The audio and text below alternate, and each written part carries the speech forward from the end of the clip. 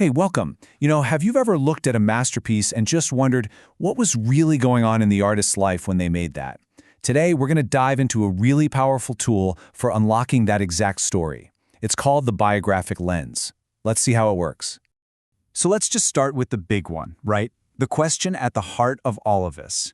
Does a creator's messy, complicated, intensely human life actually change how we should see their seemingly perfect creation?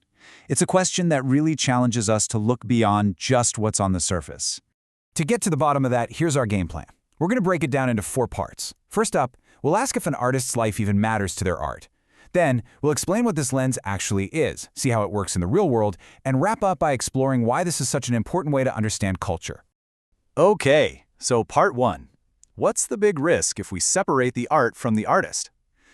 Well, it turns out we might be missing the most interesting part of the entire story.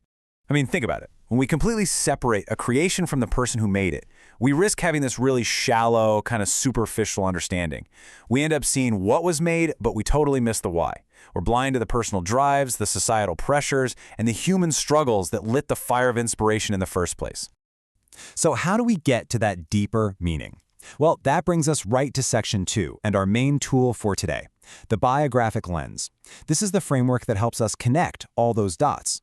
To put it simply, the biographic lens is just a way of looking at a piece of work that directly connects the creator's life, their experiences, their psychology, their spot in history, to what they actually produced. It's all about understanding that relationship. Now, this is where it gets really interesting. This lens breaks things down into 2 key areas. On one hand, you have the creator's inner landscape. We're talking personality, trauma, all those unconscious drives. And on the other hand, you have their external environment, the historical moment they're living in, the pressures of society, the political climate. The real magic happens right where those 2 worlds collide. But, and this is a really crucial point, you can't just be sloppy with this. Using this lens isn't about digging up random trivia from someone's biography. It takes real precision to avoid jumping to all the wrong conclusions. So, there are basically 3 key rules to do this right. First, you have to critique your sources. You compare letters, diaries, official records, all of it to get closer to the truth. Second, you've got to avoid something called presentism. That's the trap of judging someone from, say, the 18th century by our 21st century standards. It just doesn't work. And third, you have to reject determinism. Someone's life influences their work for sure, but it doesn't lock it in. They still have free will and make choices. Okay, let's move on to section 3 and see how this actually works in practice. Because this framework isn't just for art history nerds, It's a super powerful tool that you can apply across all sorts of different fields. And this table just lays it out so clearly. Look at literature. Charles Dickens saw poverty and debt firsthand as a kid, and that directly fueled the powerful social criticism in his novels like Oliver Twist. Or in the visual arts, Picasso was horrified by the bombing of a town during the Spanish Civil War, and that horror exploded onto the canvas as his chaotic, fragmented masterpiece, Guernica. It even works for science and philosophy. You see the pattern, right? Lived experience becomes the raw material for creative genius. And that brings us to our final section. So what? Why does any of this matter? Well, it's about moving beyond just analyzing something and into a much richer, more human sense of appreciation. When we use this lens, we just gain so much. We get a way deeper, more detailed understanding of the work itself.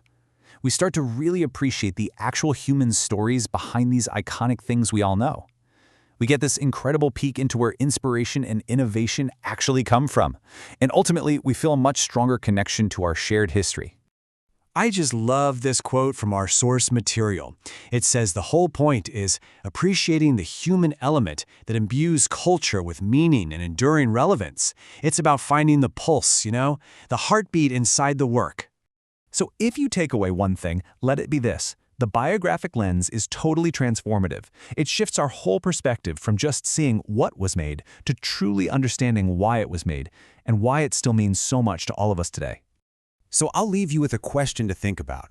The next time you come across a great piece of art, a revolutionary new idea, or some world-changing discovery, don't just admire the final product. Ask about the person behind it. Whose story will you explore next?